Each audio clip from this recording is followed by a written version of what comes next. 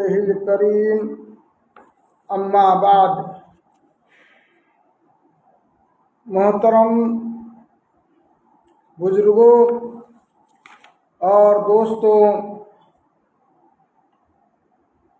آج منگل ہے، آپ لوگوں کو معلوم ہے، اور ہر منگل کے روز رات 9 بجے درس تفسیر قرآن لے کر کے آپ کے سامنے روبرو ہوتا ہوں، نیپالی وقت کے حساب سے 9 بجے، اور اس وقت میں ہم آپ کے سامنے قرآن مجید کی تلاوت کے ساتھ ساتھ جو معنی اور مفاہیم ہیں آپ کے سامنے ہم حتی الامکان رکھنے کی کوشش کرتے ہیں۔ انشاءاللہ العزیز آج بھی آپ کے سامنے سورہ بقرہ آیت نمبر 176 سے لے کر کے 178 تک کی تفسیر کا درس کرنے میں جا رہا ہوں۔ میرے دوستوں، ملی نوجوان ساتھیوں، ہم سب سے پہلے کتاب اللہ قرآن مجید کی تلاوت سماعت فرما لیتے ہیں تاکہ اللہ رب العالمین کے یہاں ہمیں اور آپ کو اجر مل جائے۔ اعوذ باللہ من الشیطان الرجیم۔ لیس البر ان تولوا وجوہکم قبل المشرق والمغرب ولكن البر من آمن باللہ والیوم الآخر والملائکۃ والکتاب والنبیین وآتى المال على حبه ذوي القربى واليتامى والمساكين وابن السبيل والسائلين وفي الرقاب وأقام الصلاة وآتى الزكاة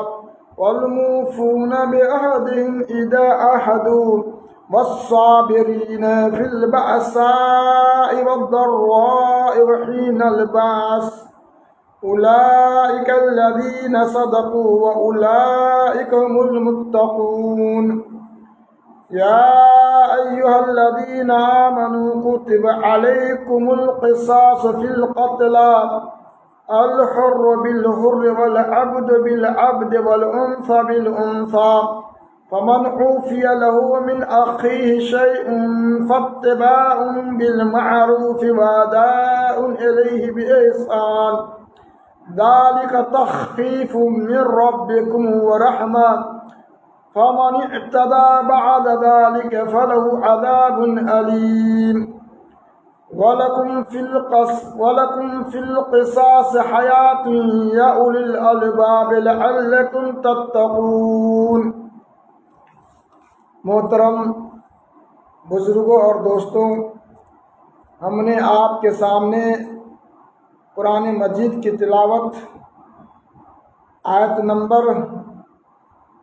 177 سے لے کر کے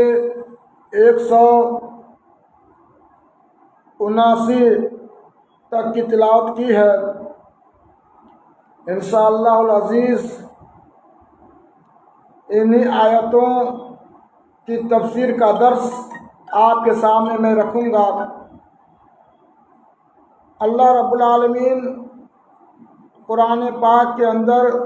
ارشاد فرماتا ہے، لیس البر ان تولوا وجوہکم قبل المشرق والمغرب ولكن البر من آمن باللہ والیوم الآخر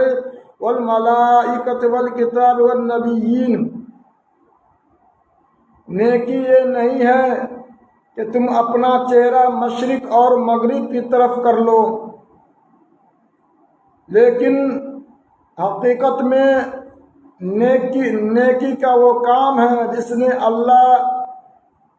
اور یوم آخرت اور فرشتوں اور کتابوں اور نبیوں پر ایمان لایا۔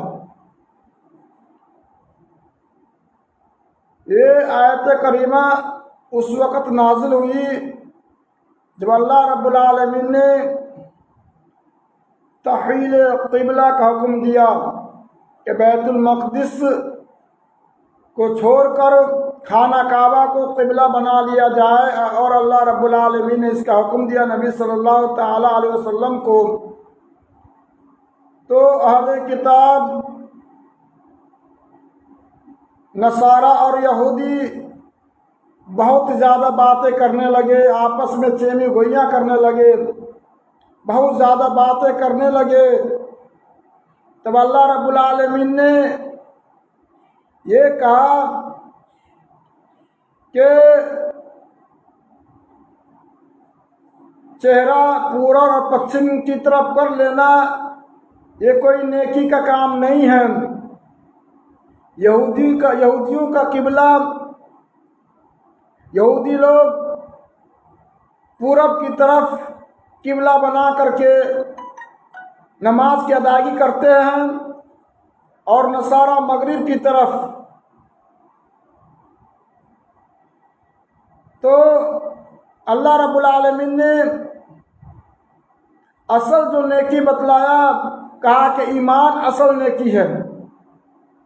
قبلہ تو یہ ڈائریکشن ہے، اس قبلے کے اندر کوئی پاور، کوئی شکتی، کوئی طاقت نہیں ہے بذات خود۔ بس اللہ رب العالمین نے ایک ڈائریکشن متعین کیا نمازیوں کے لیے کہ نمازی نماز کے وقت اپنا منہ کدھر کرے، بس یہ ہے اللہ رب العالمین کی طرف سے حکم ہے۔ اور پھر فرمایا کہ ایمان کیا ہے۔ حدیث میں آتا ہے کہ اللہ کے نبی حضرت محمد رسول اللہ صلی اللہ تعالی علیہ وسلم سے کسی نے پوچھا کہ مل ایمان، کہ ایمان کیا ہے، تو آپ صلی اللہ تعالی علیہ وسلم نے اسی آیت کریمہ کی تلاوت فرمائی، فرمایا ایمان یہ ہے۔ ایمان کیا ہے؟ اصل میں ایمان یہ ہے کہ لوگ اللہ رب العالمین کی ذات پر ایمان لائیں، اور اللہ رب العالمین کی ذات پر ایمان لانے کا مطلب یہ ہے کہ اللہ رب العالمین کو ربوبیت میں تنہا منفرد جانیں، اسی طرح عبودیت میں، الوہیت میں جتنی بھی عبادات ہے، چاہے وہ نظر کی شکل میں ہو،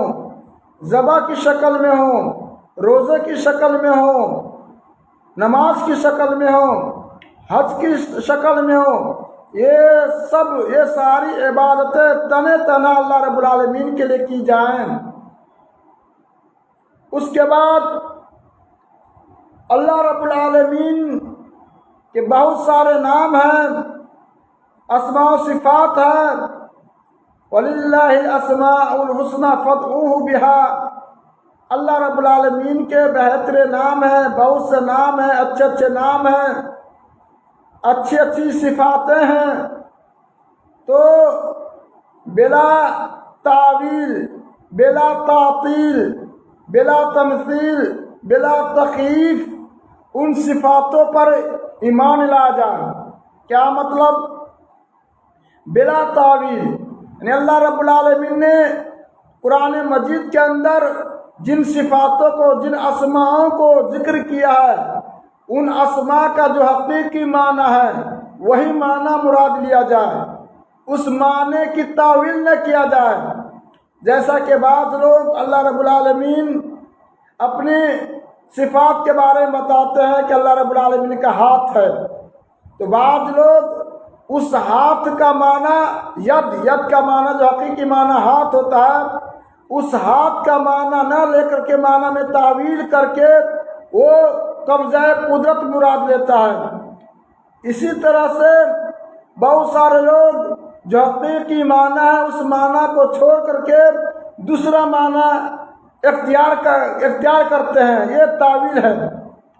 اور بلا تعطیل مطلب یہ ہے کہ یعنی اللہ رب العالمین کے جو اسماء حسنی ہیں تو اسماء کو کچھ لوگ مانتے ہیں لیکن بے معنی، اس سے وہ معنی مراد نہیں لیتے ہیں، بس یہی مانتے ہیں، نہ وہ تعویل کرتے ہیں بلکہ اس چیز کو، اس صفت کو انکار ہی کر دیتے ہیں۔ جیسا کہ اشاعرہ وغیرہ جو صرف 7 صفات کو مانتے ہیں، باقی صفات کو وہ اقرار تو کرتے ہیں لیکن بغیر معنی کے، معنی کو چھوڑ دیتے ہیں۔ جو جس معنی پہ دلالت کرتا ہے، وہ جو صفات جس معنی پہ دلالت کرتی ہے وہ معنی کو چھوڑ دیتے ہیں، تاکہ یہ بھی نہیں ہونا چاہیے۔ پھر جو ہے بلا تمثیل، یعنی اللہ رب العالمین نے جیسا کہ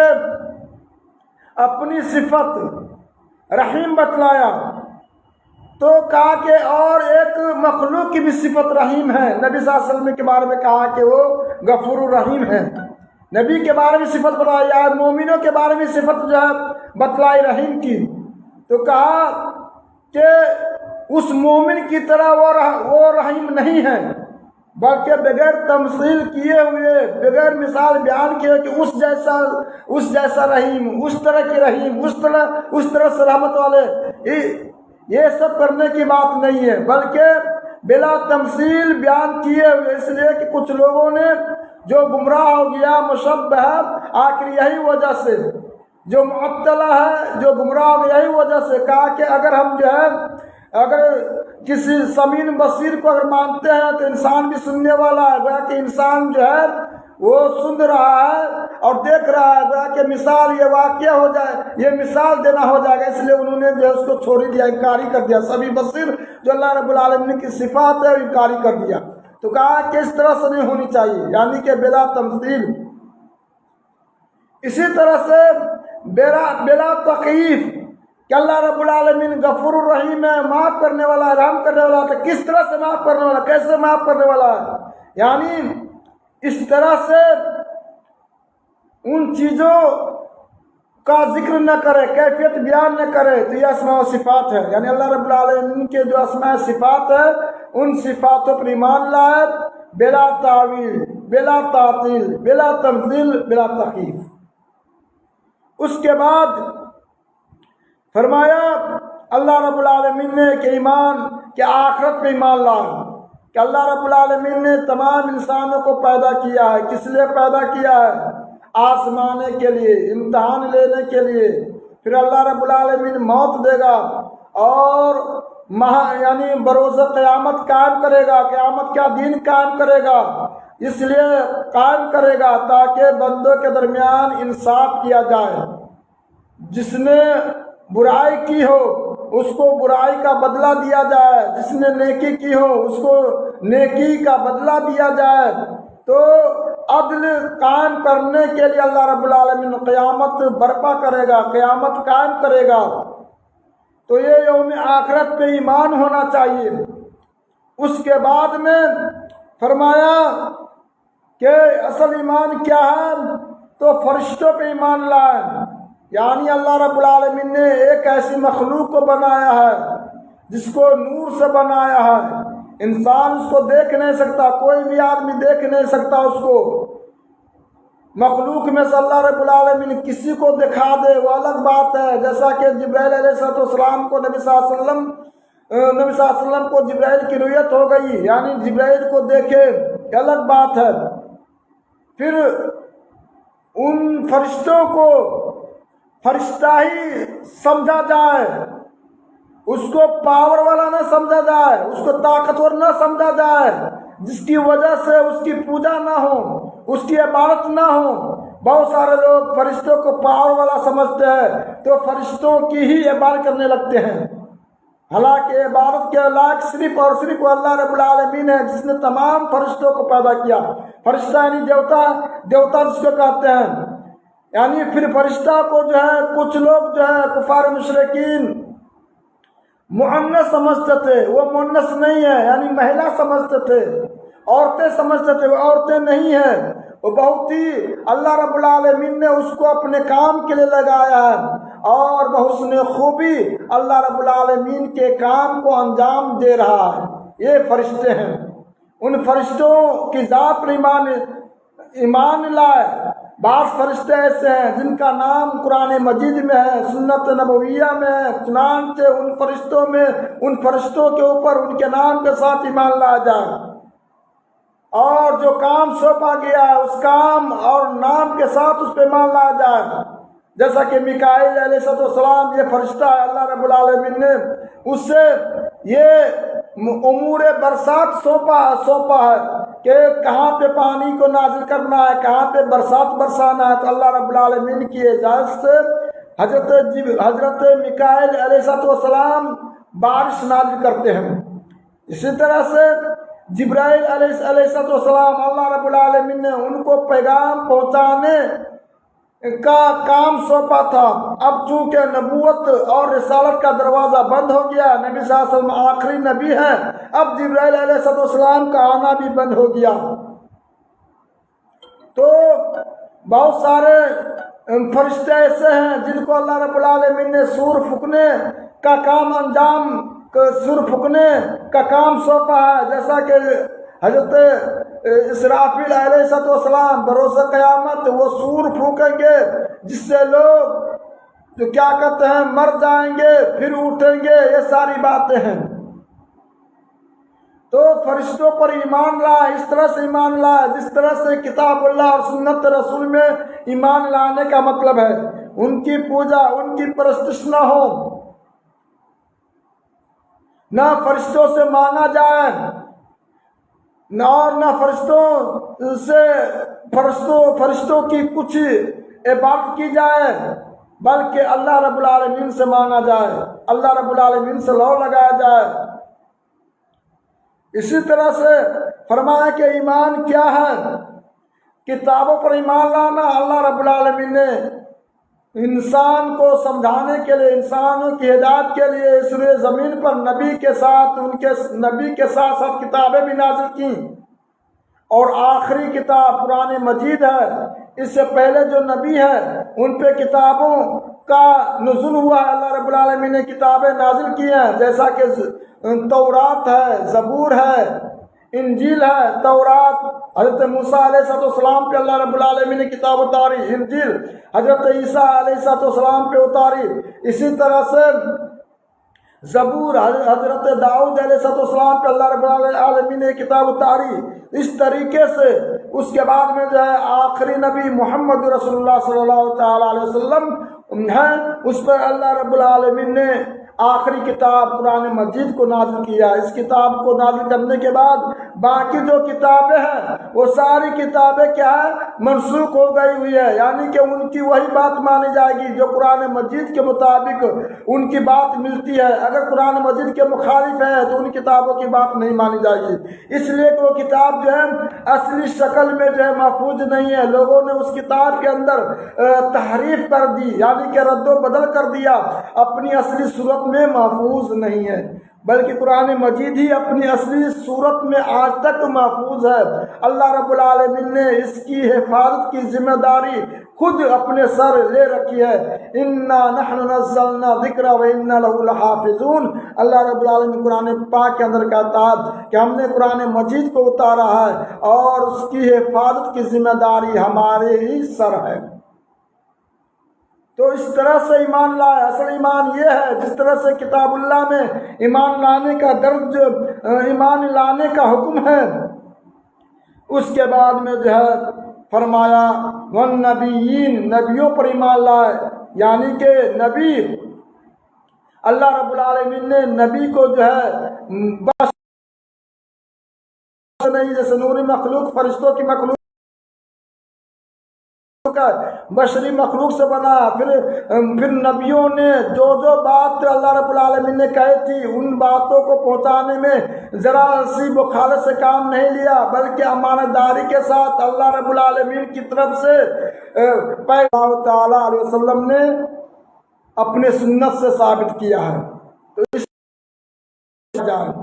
اس کے بعد میں فرمایا فرمایا کیا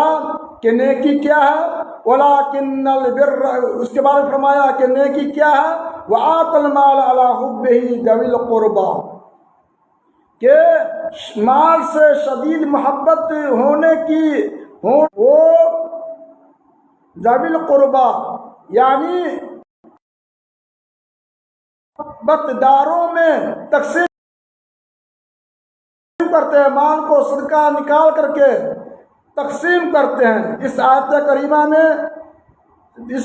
کریمہ سے میں غور کرنے سے بہت ہی بہتر بات جو سامنے آتی ہے وہ یہ ہے کہ اللہ رب العالمین نے کہ اس کے پاس مال تو ہے لیکن کافی نہیں ہے، مسکین ہے، الساکنُ علی ما فی ید الناس، کہ وہ آدمی جس کی گزر لوگوں کے ہاتھوں پہ چل رہی ہو، جس کی زندگی لوگوں کے ہاتھوں پہ چل رہی ہو، یعنی مزدور ٹائپ آدمی، بہت کم پیسہ اس کو ملتا ہے، زکوٰۃ اور صدقات دیا جائے، اس طرح کے لوگوں کو دیا جائے۔ اس کے بعد میں فرمایا وابن السبیل، یعنی المسافر المنقطع، یعنی مسافر تو بہت سارے لوگ ہوتے ہیں، مالدار بھی مسافر ہوتے ہیں، سفر کرتے ہیں، لیکن کہا گیا ہے کہ مسافر وہ آدمی جس کے پاس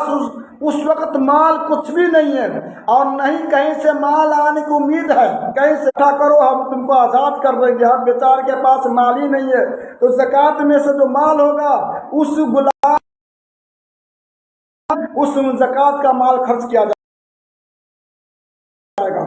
یعنی جو جتنے پہ جو ہے بات ہو گئی ہے اس کو دیا جائے زکوٰۃ کے مال سے، تاکہ جو ہے ایک آدمی جو آزاد زندگی گزارنا چاہتا ہے اور لوگوں کے ماتحتی میں اس کو آزاد کیا جائے۔ ایک مفہوم گزارنے کے بعد اگر نماز پڑھتا ہے تو وہ آدمی گناہ گار ہوگا، وہ اللہ رب العالمین سے توبہ کا کرے۔ اس کے بعد فرمایا وآت الزکاۃ، اور زکوٰۃ دیا کرے، تو گویا یہ پتہ چلا وآت الزکاۃ سے یہ پتہ چلا اس میں جو ترتیب جو دیا گیا ہے وہ نفلی صدقات کے بارے میں، اگر کوئی نفلی صدقات کرنا چاہتا ہے تو سب سے پہلے رشتہ دار بلکہ وعدے کو پورا کر کے دکھاتے ہیں، اس لیے کہ وعدہ یہ مومنوں کا کام نہیں ہے، مسلمانوں کا کام نہیں ہے۔ اس کے بعد فرمایا والصابرین فی البأساء والضراء وحین الباس، کہا کہ نہایت ہی تنگ دستی میں صبر کرنے والا ہو، بہت ہی زیادہ زبان سے اقرار کر لینا کافی نہیں ہے بلکہ عمل کر کے دکھانا ہے۔ فرمایا صدقوا فی هذا المکان، یعنی یہ جو صدقہ کا لفظ ہے استعمال ہوا ہے حقیقت میں قول پہ استعمال نہیں ہے بلکہ جو فعل پہ استعمال ہے، یعنی کہ کام کر کے دکھائے تب جا کر کے اس کا جو ہے اس کے اندر ایمان پایا جائے گا۔ جن باتوں کا ذکر جو ہے قتل، اے اہل ایمان تمہارے اوپر قصاص فرض کیا گیا ہے، قصاص فرض کیا ہے۔ قصاص کہتے ہیں کس کو؟ قص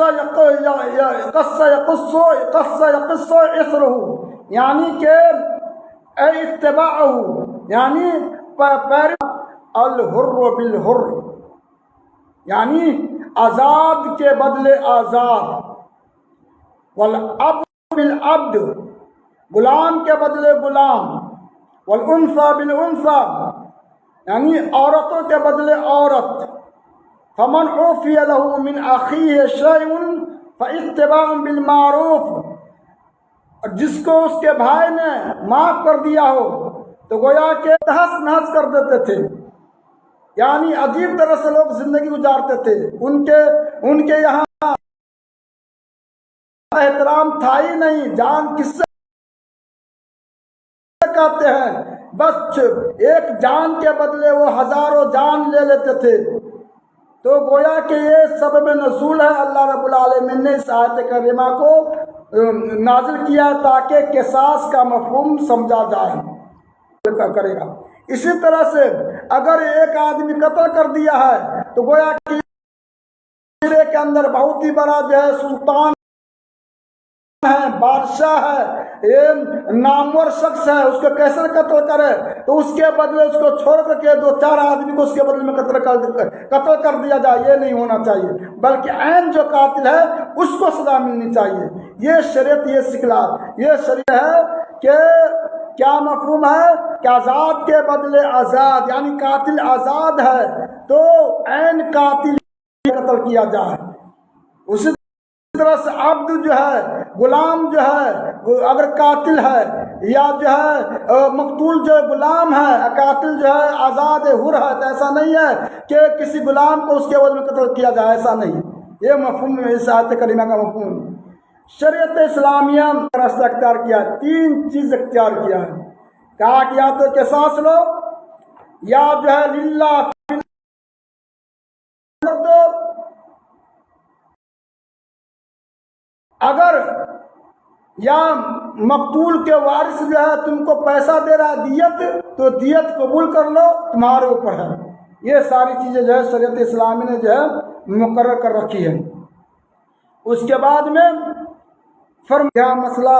یہ ہے، کیا ہے؟ فرمایا فَمَنِ اعْتَدَىٰ بَعْدَ ذَٰلِکَ